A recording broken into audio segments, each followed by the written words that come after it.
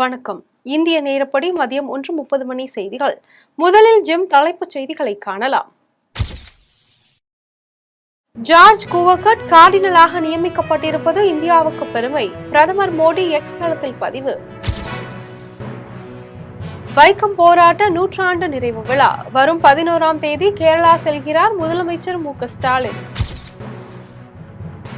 புதிதாக ஒரு கூட்டணியில் சேர வேண்டிய அவசியம் இல்லை. விசிக தலைவர் தொல் திருமாவளவன் மதுரையில் பேட்டி. சிரியா தலைநகரை கைப்பற்றிய கிளர்ச்சி படையினர். அதிபர் தப்பிச் சென்ற விமானம் மாயமானதாக தகவல். மதுபானத்தை ரசீதுடன் வழங்க வேண்டும். பணியாளர்களுக்கு டாஸ்மாக் நிர்வாகம் சுற்றறிக்கை. அடிலைட் டெஸ்ட் போட்டி இந்திய அணியை வீழ்த்தி ஆஸ்திரேலியா அணி அபார வெற்றி. உலக டெஸ்ட் சாம்பியன்ஷிப் போட்டி புள்ளி பட்டியலில் முதல் இடத்திற்கு முன்னேறியது ஆஸ்திரேலிய அணி. புதிய காற்றழுத்த தாழ்வு பகுதி வரும் 12ஆம் தேதி ஆழ்ந்த காற்றழுத்த தாழ்வு பகுதியாக மாறக்கூடும். இந்திய வானிலை ஆய்வு மையம் தகவல். இனி விரிவான செய்திகளை காணலாம். ஜார்ஜ் குவகாட் கார்டினலாக நியமிக்கப்பட்டிருப்பது இந்தியாவுக்கு பெருமை என்று பிரதமர் மோடி கூறியுள்ளார்.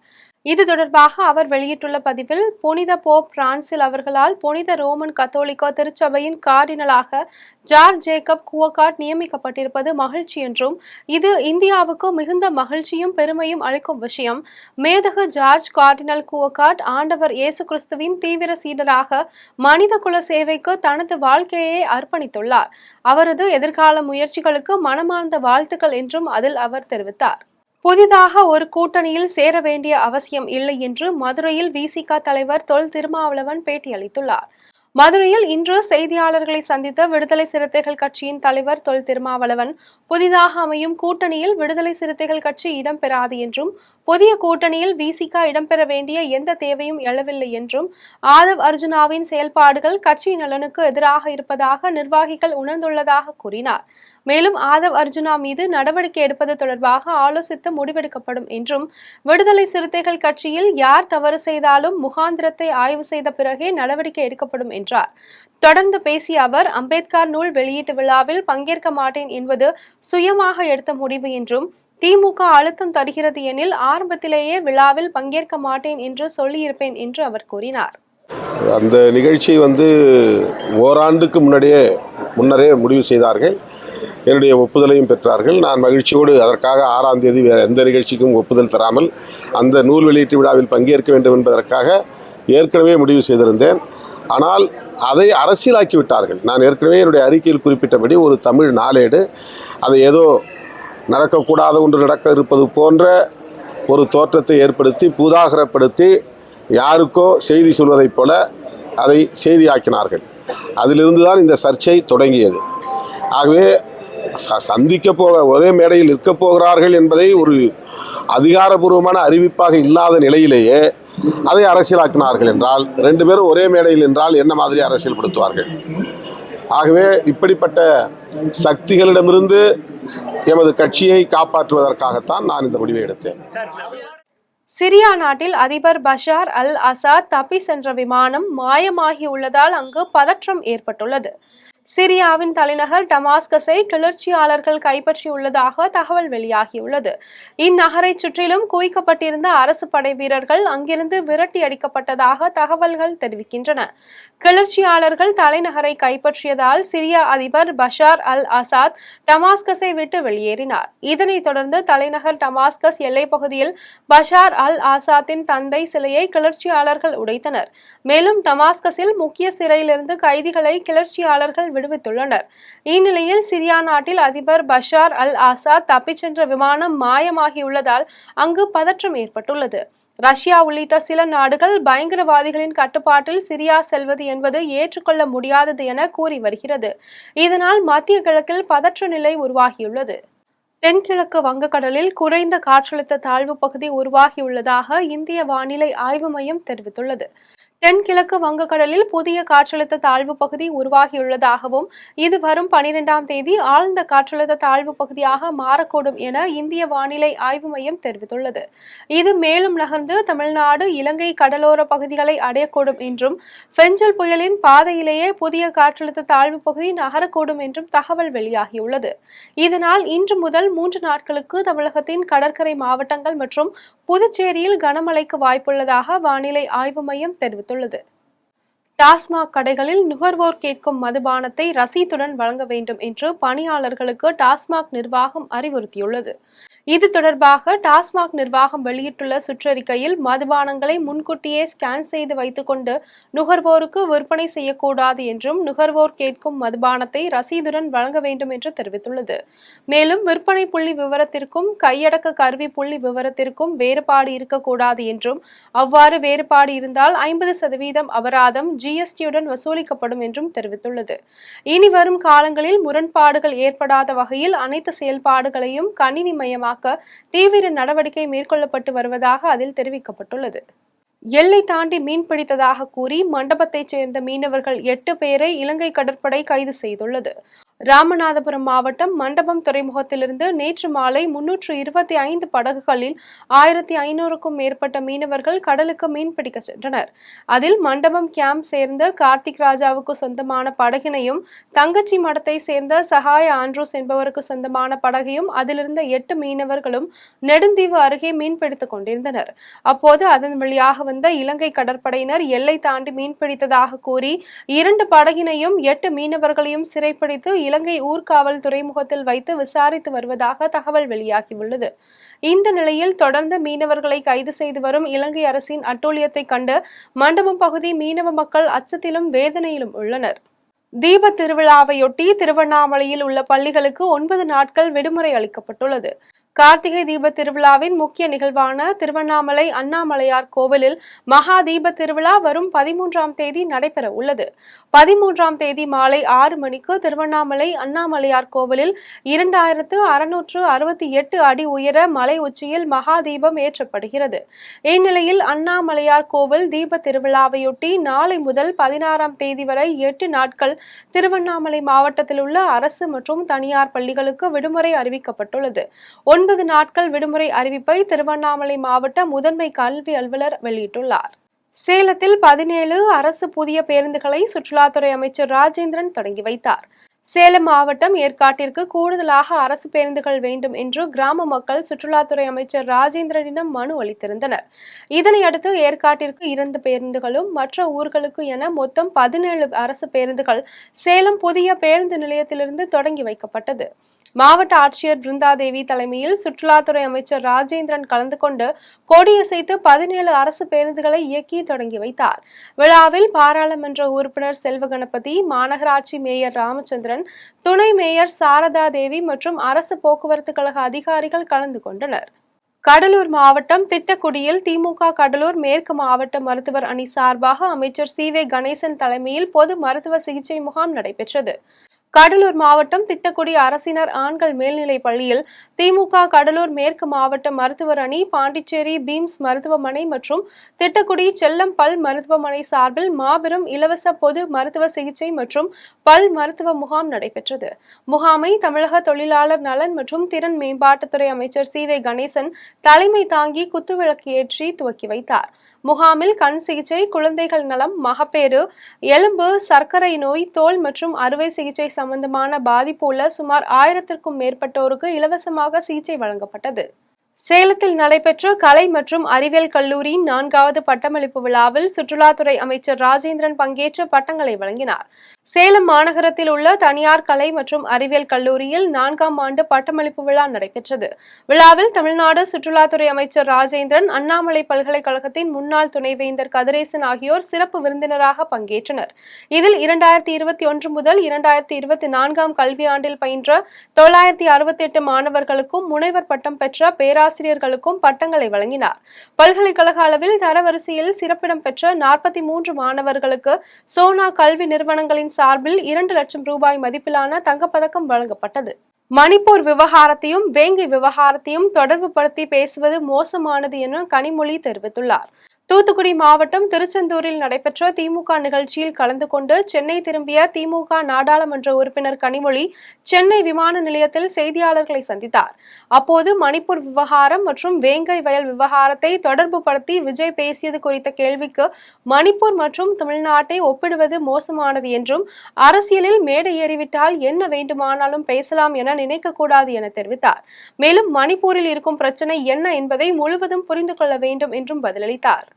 இல்லைங்க, நான் கூட்டணி கட்சிகளை பத்தி விமர்சனம் செய்ய விரும்பவில்லை. அண்ணன் திருமாவளவன் அவர்கள் தெளிவாக இதற்கு விளக்கம் கேட்கப்படும் என்று அறிவித்திருக்கிறார்கள். அவர் எடுக்கக்கூடிய நடவடிக்கை தான் சரியாக இருக்கும். நான் அதை பற்றி விமர்சனம் செய்வது சரியாக இருக்கும்.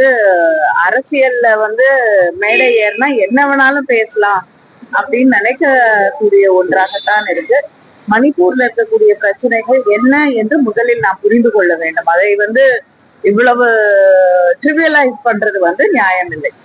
இது பிஜேபி மணிப்பூருக்கு போய் அங்க நியாயம் வழங்காமல் இருப்பதை விட மோசமாக. நீர் ஆதாரத்தை பாதுகாக்க தமிழக அரசு அதிக நிதி ஒதுக்கீடு செய்து ஏரிகளை ஆழப்படுத்த வேண்டும் என்று தமிழ்நாடு காங்கிரஸ் கமிட்டி தலைவர் செல்வ பெருந்தகை கோரிக்கை விடுத்துள்ளார்.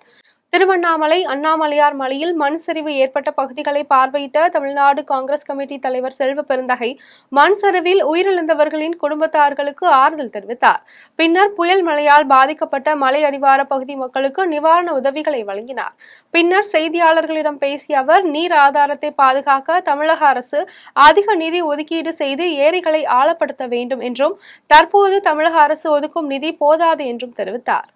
நகர்வு அவருடைய வாழ்வாதாரத்தை பற்றி அவரிடம் ஆலோசனை செய்திருக்கிறோம்.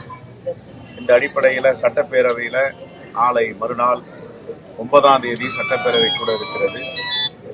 அதில் கண்டிப்பாக சட்டப்பேரவை கவனத்திற்கும் மாண்பு முதலமைச்சருடைய கவனத்திற்கும் இந்த மாவட்ட அமைச்சர் நெடுஞ்சாலைத்துறை அமைச்சர் மாண்புமிகு அண்ணன் ஏவா வேலூர் கவனத்திற்கு கொண்டு சென்று நிரந்தர தீர்வு இனிவரும் காலங்களில் எப்படி திடீரென்று 50 சென்டிமீட்டர் மழை பெய்வதோ இயற்கை சீற்றம் பேரிடர் வந்தாலோ அந்த 40,000 வீடுகளை எப்படி பாதுகாக்க போகிறோம், காப்பாற்றப் போகிறோம், குறைந்தபட்சம் அவர்களுக்கு உயிருக்கு பாதுகாப்பு கொடுக்க வேண்டும். இந்த அடிப்படையில் தொலைநோக்கு திட்டத்தை தமிழ்நாடு அரசு தீர்ப்பதற்கான ஆலோசனையை வழங்குகிறது. 2024 தேர்தலில் திமுக வெற்றிக்கு எடப்பாடி பழனிசாமி உதவி செய்தார் எனவும் திமுகவின் பி டீமாக அவர் செயல்பட்டு வருகிறார் எனவும் அமமுக பொதுச் செயலாளர் டிடிவி தினகரன் தெரிவித்துள்ளார். கோவையில் பல்வேறு நிகழ்ச்சிகளில் பங்கேற்க வந்த அமமுக பொதுச் செயலாளர் டிடிவி தினகரன் செய்தியாளர்களை சந்தித்தார். அப்போது ஆதவ் அர்ஜுனன் விவகாரம் குறித்தான கேள்விக்கு உதயநிதி ஸ்டாலின் தேர்தலில் நின்று ஜெயித்தவர், அதை எப்படி குறை சொல்ல முடியும் என்றும் தேர்தலில் நின்று மக்கள் அவரை ஏற்றுக்கொண்டால் அது எப்படி தவறாக இருக்க முடியும் என கேள்வி எழுப்பினார். 2024 தேர்தலில் திமுக வெற்றிக்கு எடப்பாடி பழனிசாமி உதவி செய்தார் என்றும் திமுகவின் பி டீமாக அவர் செயல்பட்டு வருகிறார் என்றும் தெரிவித்தார். காரணம் அவங்க ஆட்சியில அவரால் மக்களுக்கு கொடுத்த வாக்குறுதிகளை நிறைவேற்ற முடியவில்லை. அதனால ஊழல் முறைகேடுகள் குற்றச்சாட்டுகள் பெருகி வருது. 26 தேர்தலில் என்னதான் கூட்டணி இருந்தாலும் கூட்டணியை தக்க வைத்திருந்தாலும் வெற்றி பெற முடியாதுங்கிற விரக்தியில அவரு அப்படி பேசுறதுனால இல்லை, எங்க கூட்டணியை பொறுத்த வரைக்கும் ஒருவர் தான் முதலமைச்சர் வேட்பாளர். கட்சியினை நாங்க எல்லாம் சேர்ந்து மக்கள்லாம் ஏற்றுக்கொள்கிற மாதிரி எல்லா கட்சிகளும் ஒருமித்த கருத்தோட தகுதியான நல்ல வேட்பாளரை நீங்க எல்லாம் பாராட்டுற மாதிரி ஒரு வேட்பாளரை தேர்தலுக்கு முன்னாடியே எங்கள் முதல்வர் வேட்பாளரை தேர்ந்தெடுக்கும் அறிவிச்சுதான் தேர்தல். தமிழ்நாட்டில் அப்படி செய்தால்தான் சரியா இருக்கும். அதை நாங்கள் உறுதியாக செய்வோம். கும்பகோணம் அருகே மினி பேருந்து ஓட்டுநரை பட்டப்பகலில் 3 பேர் கொண்ட கும்பல் வெட்டி கொலை செய்த சம்பவம் பரபரப்பை ஏற்படுத்தியுள்ளது. தஞ்சாவூர் மாவட்டம் கும்பகோணம் அருகே ஐயம்பேட்டை திரௌபதி அம்மன் கோவில் தெருவில் வசித்து வந்தவர் சிவா. இவர் ஐயம்பேட்டையிலிருந்து கண்டியூர் நோக்கி செல்லும் மினி பேருந்தில் ஓட்டுநராக வேலை பார்த்து வந்தார். இந்நிலையில் ஐயம்பேட்டை சாலை தெருவில் மினி பேருந்தை நிறுத்திவிட்டு அருகில் உள்ள டீ கடையில் டீ குடித்துவிட்டு அங்கிருந்து திரும்பி வந்து கொண்டிருந்தார். அப்போது ஒரு மோட்டார் சைக்கிளில் முகமூடி அணிந்த 3 இளைஞர்கள் ஓட்டுநர் சிவாவை அரிவாளால் சரமாரியாக வெட்டிவிட்டு தப்பி ஓடினர். இதில் சம்பவ இடத்திலேயே ரத்த வெள்ளத்தில் அவர் பரிதாபமாக பரிதாபமாக உயிரிழந்தார். தொடர்ந்து பொதுமக்கள் கொலையாளியை பிடிக்க வலியுறுத்தி சாலை மறியலில் ஈடுபட்டனர். இதனால் தஞ்சாவூர் கும்பகோணம் தேசிய நெடுஞ்சாலையில் 2 மணி நேரத்திற்கு மேலாக போக்குவரத்து பாதிப்பு ஏற்பட்டது. இது குறித்து தகவல் அறிந்து வந்த போலீசார் பிரேதத்தை கைப்பற்றி உடற்கூறு ஆய்வுக்காக அரசு மருத்துவமனைக்கு அனுப்பி வைத்து கொலையாளிகளை வலை வீசி தேடி வருகின்றனர். ராமாபுரம் ஏரியில் மீன்பிடிக்க சென்ற கல்லூரி மாணவன் நீரில் மூழ்கி பலியான சம்பவம் சோகத்தை ஏற்படுத்தியுள்ளது. சென்னை அடுத்த வளசரவாக்கம் ஸ்ரீ லட்சுமி நகரை சேர்ந்தவர் சேனா அஜித். இவர் ராமாபுரத்தில் உள்ள தனியார் கல்லூரியில் பிகாம் 2ஆம் ஆண்டு படித்து வந்தார். இந்த நிலையில் தனது நண்பர்களுடன் பாரதி சாலையில் உள்ள ராமாபுரம் ஏரியில் மீன்பிடிக்க சென்றுள்ளார். அப்போது திடீரென நிலை தடுமாறி நீரில் மூழ்கினார். இது குறித்து அவரது நண்பர்கள் அளித்த தகவலின் பேரில் வந்த தீயணைப்பு துறையினர் ஏரியில் மூழ்கிய கல்லூரி மாணவனை மீட்டு போரூரில் உள்ள தனியார் மருத்துவமனையில் சிகிச்சைக்காக கொண்டு சென்றனர். அங்கு பரிசோதனை செய்த மருத்துவர்கள் அவர் ஏற்கனவே இறந்துவிட்டதாக தெரிவித்தனர். இதனை அடுத்து ராமாபுரம் போலீசார் இறந்தவரின் உடலை மீட்டு பிரேத பரிசோதனைக்காக அனுப்பி வைத்து விசாரணை மேற்கொண்டு வருகின்றனர். திண்டுக்கல் அருகே குளத்தில் குளிக்க சென்ற 3 சிறுவர்கள் நீரில் மூழ்கி உயிரிழந்த சம்பவம் பெரும் சோகத்தை ஏற்படுத்தியுள்ளது. திண்டுக்கல் மாவட்டம் நத்தம் அருகே கொசவப்பட்டியில் உள்ள அரசு உதவி பெறும் பள்ளியில் 8ஆம் வகுப்பு பயின்று வரும் கோகுல் மற்றும் 5ஆம் வகுப்பு பயின்று வரும் யாதேஸ்வர், டாங்லின், இன்பராஜ் ஆகிய 3 சிறுவர்களும் கொசவப்பட்டியில் உள்ள பேபி குளத்தில் குளிக்கச் சென்றனர். அப்போது ஆழம் அதிகமான பகுதியில் மூழ்கிய ஒருவர் காப்பாற்றும் முயற்சியில் ஈடுபட்ட போது 3 பேரும் நீரில் மூழ்கி பரிதாபமாக உயிரிழந்தனர். இதனை அடுத்து இறந்த ஒரு சிறுவனின் உடல் குளத்தில் மிதந்ததை அறிந்த பொதுமக்கள் சானார்பட்டி காவல் நிலையத்திற்கு தகவல் அளித்தனர். உடனடியாக சம்பவ இடத்திற்கு வந்த காவல்துறையினர் மற்றும் வருவாய்த்துறையினர் பொதுமக்களின் உதவியோடு நீரில் மூழ்கி இறந்த 3 சிறுவர்களின் உடல்களை மீட்டு பிரேத பரிசோதனைக்காக திண்டுக்கல் அரசு மருத்துவமனைக்கு அனுப்பி வைத்தனர். இந்த சம்பவம் அப்பகுதியில் பெரும் சோகத்தை ஏற்படுத்தியுள்ளது. வேலூர் ரயில் தண்டவாளத்தில் ஒருவர் தற்கொலை செய்து கொண்ட சம்பவம் குறித்து போலீசார் விசாரணை மேற்கொண்டு வருகின்றனர். வேலூர் மாவட்டம் கண்டோன்மெண்ட் பகுதியில் அடையாளம் தெரியாத ஆண் ஒருவர் விழுப்புரம் திருப்பதி செல்லும் ரயிலில் தலை வைத்து தற்கொலை செய்து கொண்டார். இது குறித்து தகவல் அறிந்து வந்த காட்பாடி ரயில்வே இருப்பு பாதை போலீசார் இறந்தவர் யார், எந்த ஊரை சேர்ந்தவர் என விசாரணை மேற்கொண்டு வருகின்றனர். மேலும் இறந்தவரின் உடலை மீட்டு பிரேத பரிசோதனைக்காக வேலூர் அடுக்கம்பாறை அரசு மருத்துவமனைக்கு அனுப்பி வைத்து போலீசார் விசாரணை மேற்கொண்டு வருகின்றனர். இருவேல்பட்டு பகுதியில் அமைச்சர் பொன்முடி மீது சேர் வீசிய சம்பவத்தில் பொய் வழக்கு போட்டுள்ளதை திரும்ப பெற வேண்டும் என பாஜக மாநில செயலாளர் அஸ்வத்தாமன் கோரிக்கை விடுத்துள்ளார். கடலூர் மாவட்டம் வேப்பூர் அருகே பாஜக நிர்வாகிகள் ஆலோசனை கூட்டம் நடைபெற்றது. நிகழ்ச்சிக்கு பின் செய்தியாளர்களிடம் பேசிய பாஜக மாநில செயலாளர் அஸ்வத்தாமன், வெள்ளத்தால் பாதிக்கப்பட்ட பகுதிகளில் மாநில அரசு எந்த மீட்பு பணியையும் செய்யவில்லை எனவும், இருவேல்பட்டு கிராமத்தில் அமைச்சர் பொன்முடி மீது செயற்பட்ட விவகாரத்தில் பொய் வழக்கு போட்டுள்ளதை திரும்ப பெற வேண்டும் என்றும் கேட்டுக் கொண்டுள்ளார். கழிவுநீர் அகற்றும் வாகனங்களை தூய்மை பணியாளருக்கு வழங்கியதன் மூலம் பட்டியல் சமூக மக்களை திராவிட மாடல் அரசு இழிவுபடுத்தியதாக தெரிவித்தார். மிக மோசமாக பேசிய வரலாறு இருக்கு. இதே மாதிரி பல தடவை வாயை விட்டு போய் அவர் மன்னிப்பு கேட்ட வரலாறு இருக்கு. அந்த வரலாறே அவர் நினைச்சு பார்க்கணும். நீங்க இப்ப RS பாரதினோட எனக்கு இந்த பட்டியல் சமூகத்தை பற்றி அவர் பேச ஞாபகம் முக்கியமான ஒரு விஷயம் மறுபடியும் ஞாபகம். திமுகவினுடைய திராவிட மாடல் அரசு ஒரு திட்டத்தை அறிவிக்கிறது. தூய்மை பணியாளர்களுக்கு கழிவு நீர் ஏற்றும் வாகனங்களை தருவதற்கான ஒரு நிகழ்ச்சி. அதுல முதலமைச்சர் மு க ஸ்டாலின் அவர்களே பங்கு பெற்றிருக்கிறாரு. அண்ணல் அம்பேத்கர் பிறந்த நாளுக்காகத்தான் இதை செய்கிறோம் என்பதையும் அவர்கள் பெருமையாக சொல்லிக்கொண்டு, சீர்காழி சுற்றுவட்டார பகுதிகளில் தொடர்ந்து 5வது நாளாக கடும் பனிமூட்டம் காணப்பட்டது. பெஞ்சல் புயல் காரணமாக கடந்த வாரத்தில் மயிலாடுதுறை மாவட்டம் முழுவதுமாக பரவலாக விட்டு கனமழை பெய்த நிலையில் தற்போது 1 வார காலமாக தொடர்ந்து கடும் பனிப்பொழிவு இருந்து வருகிறது. சீர்காழி சுற்றுவட்டார பகுதிகளான வைத்தீஸ்வரன் கோயில், சட்டநாதபுரம், கொள்ளிடம், திருமுல்லை வாசல், பூம்புகார் உள்ளிட்ட பகுதிகளில் கடும் பனிப்பொழிவு காரணமாக சாலையில் பொதுமக்கள் நடமாட்டம் குறைந்தே காணப்பட்டது. எதிரே வரும் வாகனங்கள் கூட தெரியாத அளவிற்கு பனி பெய்வதால் அனைத்து வாகனங்களும் முகப்பு விளக்கை எரிய விட்டபடியே சென்றன. விருகம்பாக்கத்தில் எய்ட்ஸ் நோய் விழிப்புணர்வு நிகழ்ச்சி நடைபெற்றது.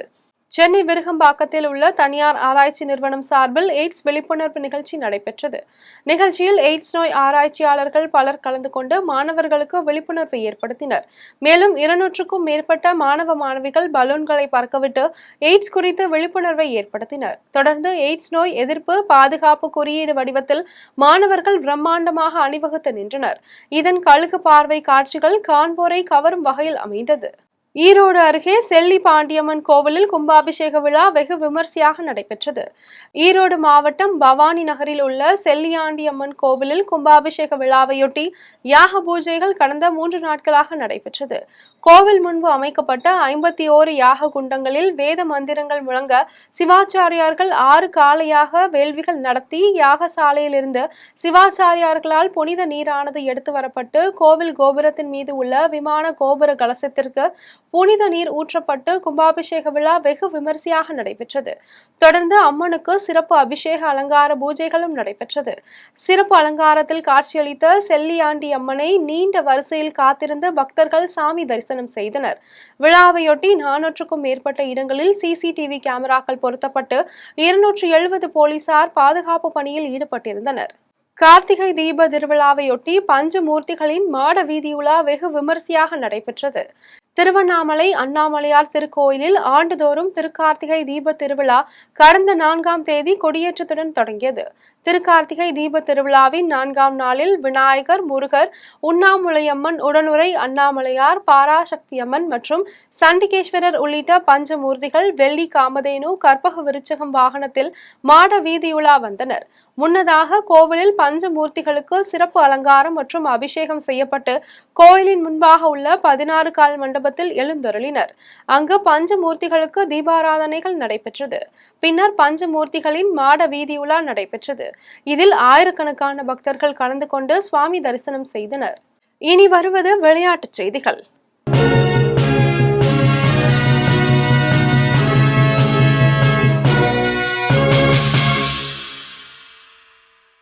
அடிலைடு டெஸ்ட் போட்டியில் இந்திய அணியை 10 விக்கெட் வித்தியாசத்தில் வீழ்த்தி ஆஸ்திரேலிய அணி அபார வெற்றி பெற்றுள்ளது. ஆஸ்திரேலியாவில் நடைபெற்று வரும் பார்டர் கவாஸ்கர் கோப்பைக்கான 2வது ஆட்டம் அடிலைடு மைதானத்தில் நடைபெற்றது. டாஸ் வென்று முதலில் பேட் செய்த இந்திய அணி முதல் இன்னிங்ஸில் 180 ரன்கள் மட்டுமே எடுத்தது. தொடர்ந்து ஆடிய ஆஸ்திரேலிய அணி 337 ரன்கள் குவித்ததை தொடர்ந்து 157 ரன்கள் பின்தங்கிய நிலையில் 2வது இன்னிங்ஸை ஆடிய இந்திய அணி 175 ரன்களில் ஆட்டம் இழந்தது. இதனால் 19 ரன் எடுத்தால் வெற்றி என்ற எளிய இலக்குடன் களமிறங்கிய ஆஸ்திரேலிய அணி 3.2 ஓவர்களில் இலக்கை எட்டி 10 விக்கெட் வித்தியாசத்தில் அபார வெற்றி பெற்றது. மீண்டும் ஜிம் தலைப்புச் செய்திகள். ஜார்ஜ் குவகட் கார்டினலாக நியமிக்கப்பட்டிருப்பது இந்தியாவுக்கு பெருமை. பிரதமர் மோடி எக்ஸ் தளத்தில் பதிவு. வைக்கம் போராட்ட 100 நிறைவு விழா வரும் 11ஆம் தேதி கேரளா செல்கிறார் முதலமைச்சர் மு.க. ஸ்டாலின். புதிதாக ஒரு கூட்டணியில் சேர வேண்டிய அவசியம் இல்லை. விசிக தலைவர் தொல் திருமாவளவன் மதுரையில் பேட்டி. சிரியா தலைநகரை கைப்பற்றிய கிளர்ச்சி படையினர். அதிபர் தப்பிச் சென்ற விமானம் மாயமானதாக தகவல். மதுபானத்தை ரசீதுடன் வழங்க வேண்டும். பணியாளர்களுக்கு டாஸ்மாக் நிர்வாகம் சுற்றறிக்கை. அடிலைட் டெஸ்ட் போட்டி இந்திய அணியை வீழ்த்தி ஆஸ்திரேலியா அணி அபார வெற்றி. உலக டெஸ்ட் சாம்பியன்ஷிப் போட்டி புள்ளி பட்டியலில் முதல் இடத்திற்கு முன்னேறியது ஆஸ்திரேலிய அணி. புதிய காற்றழுத்த தாழ்வு பகுதி வரும் 12ஆம் தேதி ஆழ்ந்த காற்றழுத்த தாழ்வு பகுதியாக மாறக்கூடும். இந்திய வானிலை ஆய்வு மையம் தகவல்.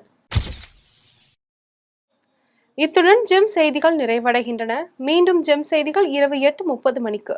உடனுக்குடன் செய்திகளை காண GemLive.tv என்ற இணையதளத்தில் இணைந்திருங்கள். நன்றி, வணக்கம்.